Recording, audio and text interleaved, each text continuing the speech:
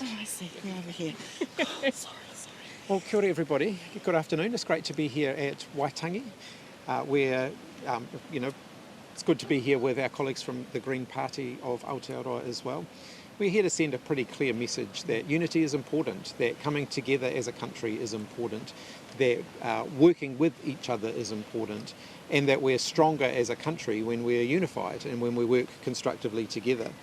You can have constructive disagreements, and Labour and the Greens are separate parties, and of course, from time to time we compete, and we certainly compete at elections when it comes to wanting to attract votes. But we can still work constructively together. We can still respect each other. In the case of Labour and the Greens, there are more things that we agree on than that we disagree on. And so we've proven in government and in opposition that we can work constructively together. We've had a really constructive working relationship in the last 2.5 years that we have been in opposition, and we look forward to continuing to work with each other. But in areas where we do disagree, we also want to be able to model the fact that you can have your disagreements, still respect each other. You don't need to insult each other every time you disagree. And I think that is a stark contrast with what we're seeing from the current government, where you've got Winston Peters, Christopher Luxon, David Seymour taking potshots at each other every time they disagree with each other. That's not good for the country. It's not good for New Zealanders' overall sense of national unity. And I think that New Zealanders deserve better. And I'll hand over to my colleagues. Yeah. Kia ora. Thanks, Chris. Look, Te Tiriti really is unity, and we are here in the beautiful Waitangi to reaffirm our shared message out to the people, especially right now where we have been seeing up close the manaaki, the hosting responsibilities of people, particularly up here in the impacted regions of Te Tai Tokerau, where marae, hapu, whānau are opening their arms to each other, are caring for people, whether they are close whanaunga or complete stranger tourists. And that is the exact leadership opportunity that Te Tiriti has always offered us. We know how important it is, especially for people around Aotearoa right now, to be able to show this message that we can share together, to be able to show that Te Tiriti requires leadership to step up and take the guidance of the community, actually, the communities who, especially over the past term, have had to mobilise against this government's attacks on Te Tiriti, attacks on Te Ao Māori, attacks on our connections as tangata whenua and tangata tiriti, and have said no. And so we're here very simply to share that message. We know that people have been getting pulled and hammered left, right and centre from this government. We know that people need to see what is on offer, what else is possible for Aotearoa. So that's all it is. And Chloe, I'd like to ask if you have some few words for the people. Just wanted to say, obviously, endorse all of those messages. People have, New Zealanders need to know that they have a really incredible opportunity in front of them this year to choose a government that will prioritise both people and planet, and they're looking at those who could be leading that. Happy to open up. Can you talk about unity, but there's no Te Pāti Māori here? Are they excluded from that? Labour and the Greens each have a different working relationship with Te Pāti Māori, so I'll speak on that from the Labour Party's perspective. We think that the Te Pāti Māori need to work out their own internal issues before they can sit down and talk to other people. Do you agree with that, Marama? Do you agree with that position? Mm-hmm. So we have a really good working relationship with Te Pāti Māori and have over decades, actually. Today is simply about taking the opportunity to be united with a message with the Labour Party. Certainly, but the message coming from Chris is that, in his position, in Labour's position, that Te Pāti Māori isn't fit to govern at this stage. Do you agree with that? I acknowledge for Māori, actually, and we've acknowledged this whole time through the Troubles, that Te Pāti Māori have things to work out, absolutely. But we have continued to stay in contact with them through all of the Troubles and be able to acknowledge to the whānau. We hope they work things out. We've got a big job to do, which is get rid of this anti-Māori, anti-Tiriti government. Marama, do you think Te Pāti Māori should have a seat around the coalition table with Labour and the Greens? Look, that really is for the voters to decide what the makeup of the next government is. And on November 7, people get to use their power to decide who they want around the coalition table. Would you work with Te Pāti Māori? We have in the past and we continue to. Aye. You Has say Te you want Pāti to... Māori been excluded from this because of the Reid research poll showing half of voters want them ruled out from Labour? No. by No, Labour? not at all. You're not worried about that polling? No. You say you want to contrast to the government, but you're referencing that polling, you guys can't do it alone. And you know, if you're looking at a contrast, the other three can. But you know, TPM isn't here. Doesn't that just point to your kind of key issue here? An opinion poll's not an election result. We've still got 10 months of campaigning ahead of us, and we're all going to be going out there to get as many votes as we possibly can. Have there been any polls that have suggested that Labour and the Greens can form a government without Te Pāti Māori? 10 months out from an election, it's still far too premature to be predicting an election result based on polling now. And people don't need to sit back and watch polls. They can take the power into their hands and be the polls. We're independent parties still. All of us will be putting our best offers on the table for how we can improve the cost of living for people, protect our environment, take proper climate action. That continues. Today is an opportunity to show some unity, particularly with Labour, but Greens have and will continue to take opportunities to stand with Te Pāti Māori also. So you say you want them to organise or sort out their internal struggles. What do you mean exactly, and what is going to be the threshold of them sorting it out? It's the stuff that people have seen themselves, and I acknowledge that many people have said that they need to sort them out, and they themselves acknowledge that too. Chris But- Hipkins. Okay, goodbye. Oh, sorry. No, but look, this is a beautiful opportunity for us to be together and really emphasise that we've always worked together and we can continue to. Chris Hipkins, the Green Party has had more than its fair share of party turmoil this term. Why are they any different to Te Pāti Māori? All political parties have their internal issues, and the key thing is, can we work together? Are there a lot of things that we agree on? Can we have a good constructive working relationship? Yes, we absolutely can do that. But why is the Green Party afforded some of your leniency, I guess, and Te Pāti Māori isn't?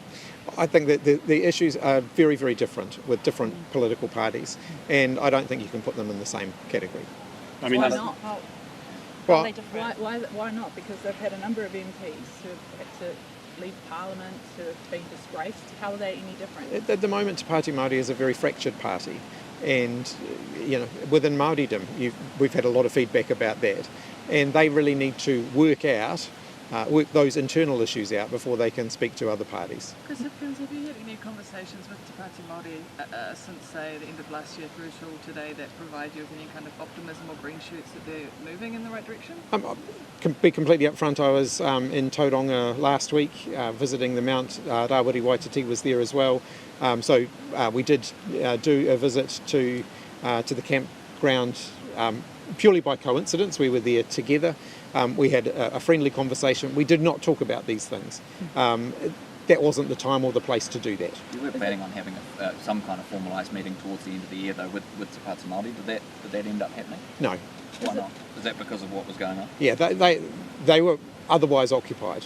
Is it still Labour's plan to win all of the Māori seats and force Te Pāti Māori out of Parliament? Labor has always contested the Māori seats and will continue to do that.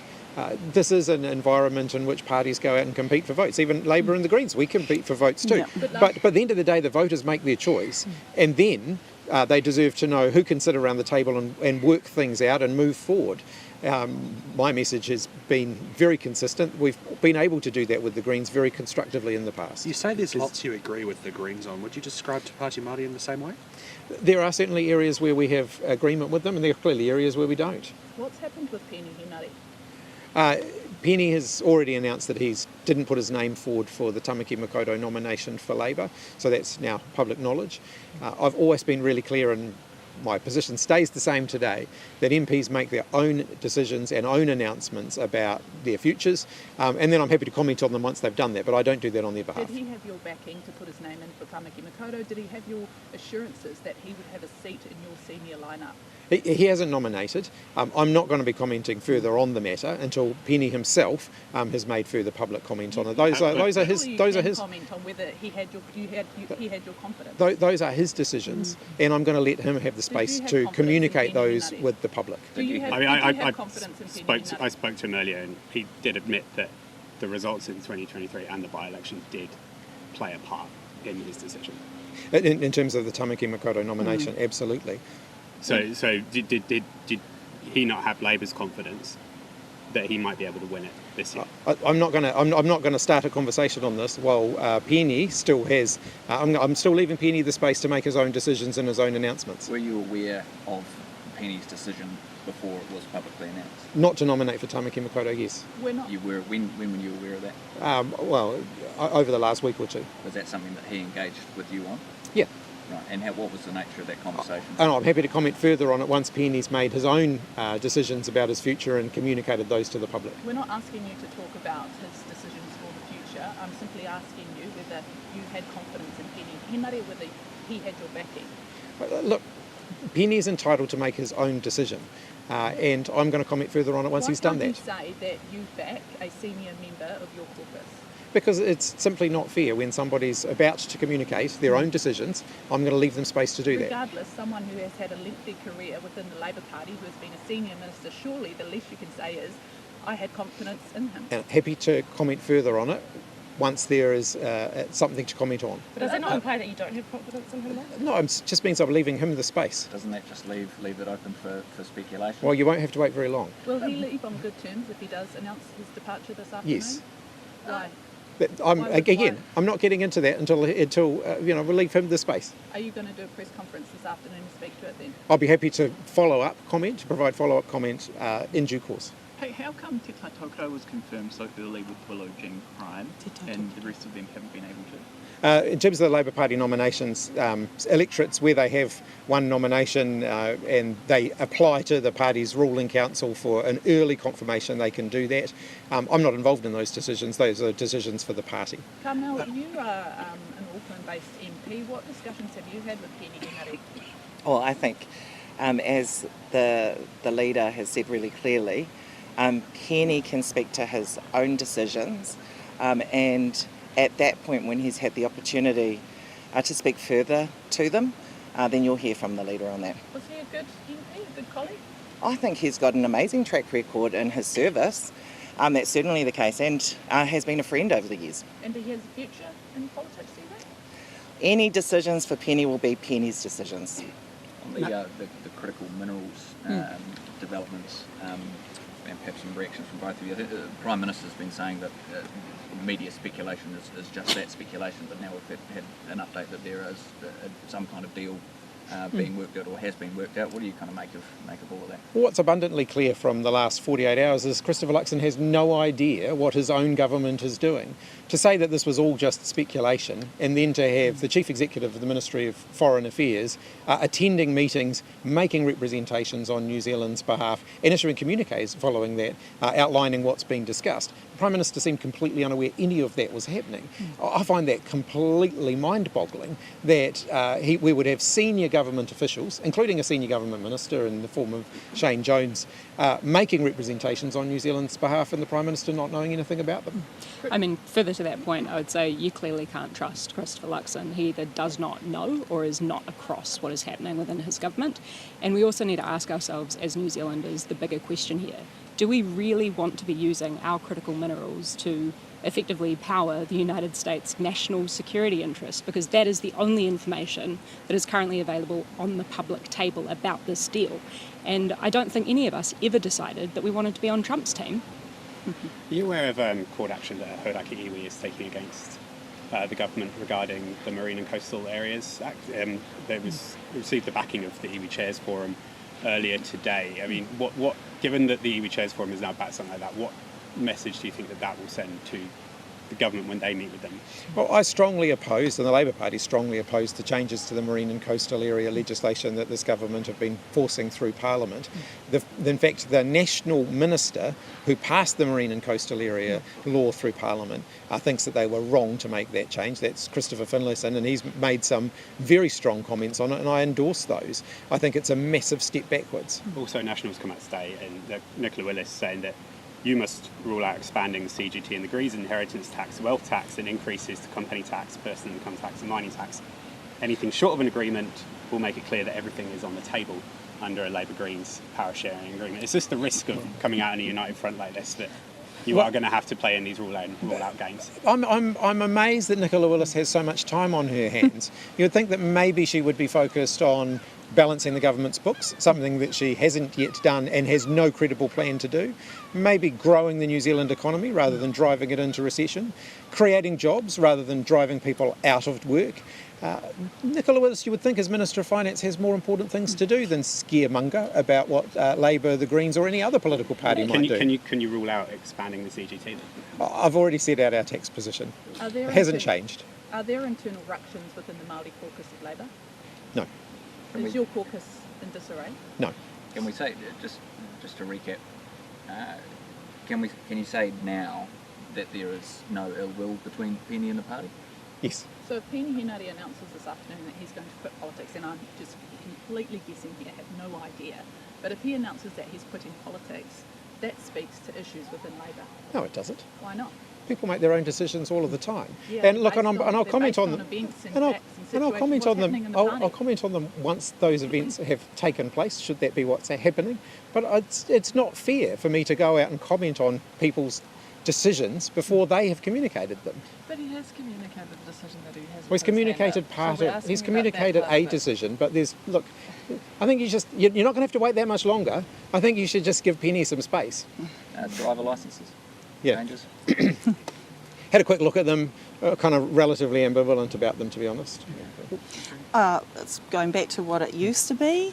I'm more interested in why Nicola Willis, she has any right to be dictating what other political parties get to do, when clearly people have been struggling to make ends meet, when wages are not keeping up with the cost of living, when people have been struggling to find affordable housing, when people are concerned about getting healthcare, when you've got communities right here who are suffering from the challenge of climate-charged weather events, when this government cut resilience funding, including to Māori communities, is making emissions worse and adding to heating the planet. So we will do what we need to do as independent parties and take advice from evidence and from the people, not from a government who choose to put corporate profit over the well-being of people and communities. So you do think you'll be able to convince Chris Hipkins to put that wealth tax, that private plane tax, that's on the table?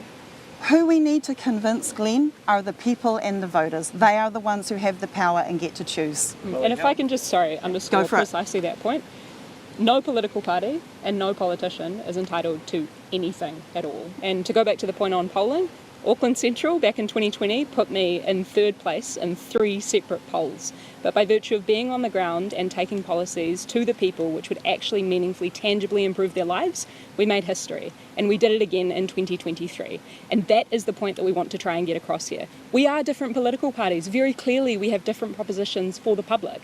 But we also have core shared values to prioritise the well-being of people and planet. That's the message that we're getting across here. But you'll see our differences when it comes to our policies throughout this election year, and New Zealanders get to decide. So in saying that your position is that nothing is assured, or no party is guaranteed something, do you fundamentally disagree with Chris's position that the larger party should be in charge of the economic trajectory of a government?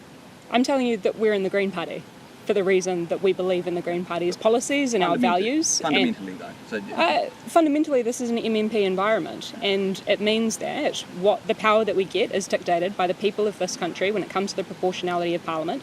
But what I can guarantee you is that we're not going to end up with a situation like we did with this government, with those coalition agreements coming out of these backroom deals, which read more like 200 random hot takes from your granddad's Facebook comment section than anything that any political party was transparent about during the campaign. You will know what we believe in and what we're going to take to the negotiating table. And we have stood next to Labour and worked through our differences. So not only have we got common areas, we are independent parties, but we've also worked through differences as well. How aligned are the parties on, Chloe, or Herald would like to speak to it, how aligned are the parties on the use or treatment of critical minerals? So we've only recently been grappling with the information that obviously these talks and negotiations have been occurring in secret over the last 48 hours. Clearly, the Greens have our position, Labour will speak to theirs, and we will come together and figure out what we can move ahead with together. None of us are standing here today saying that we agree on everything and that it's a package deal or anything like that. We're separate political parties and we're out there to get as many votes as we possibly can. But what we are saying is that we can work together after, in the event that we need to do that. Breaking news. this, according to Tuia News, Peeni Henare is stepping away from politics, and he's done an interview saying so. So can you comment to that now? I'm going to comment after Peeni has made his announcement. It's out publicly. Well, That was his And after you announcement. get With Māori News. He's making an announcement at 4 o'clock, and I'll comment after that. He's already Why not made now? it. He's already It's made already it. out though. publicly. Well, if media outlets have breached the embargo, then that's their call. That's his call. He's doing interviews. Well, I understand he did some pre-recorded interviews in advance under embargo. If media outlets have broken the embargo, that's a question for So them. he is leaving. Are you sad about that? I'm going to comment on it later on. But it's public knowledge now. Can you just you- respond? I, to it? I'm Being going to announced comment that on it he's later leaving on. Labour? I'm going to comment on it later on. No Any- bad blood? No bad blood? I'm going to comment on it later on. You can keep asking, but I'll give you the same answer. But the embargo's broken. Does that not mean the embargo's lifted? Well, The embargo is not. so This is awkward. I guess we'll see you later on then. yeah. Yeah. All right. Kia ora, everyone. Thanks. Thanks very Thank much. you. Cheers. Kia ora. Cheers.